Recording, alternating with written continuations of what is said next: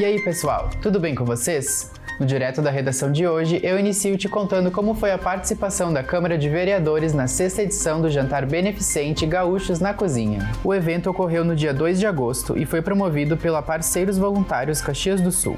O cardápio preparado pelos representantes do Legislativo foi carreteiro, feijoada e quirera. Os alimentos servidos no espaço foram custeados voluntariamente pelos próprios parlamentares e equipe de preparação. Ao todo, foram 13 cozinhas administradas por representantes de instituições caxienses.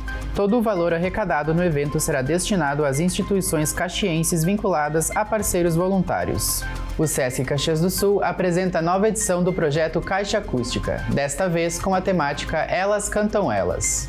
Ao longo de 5 semanas, sempre às quartas-feiras, o público poderá conferir apresentações que homenageiam grandes mulheres da música como Marília Mendonça, Clara Nunes, Janis Joplin e Marisa Monte.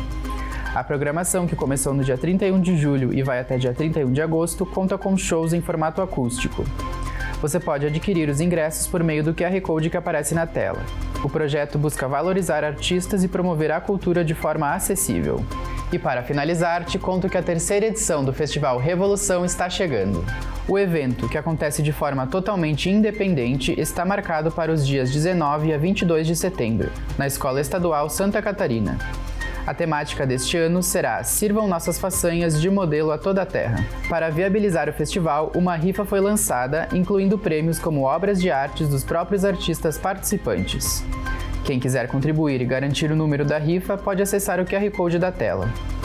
O valor arrecadado será destinado a cobrir despesas como alimentação, frete e estruturas extras. Por hoje é só. Até a próxima!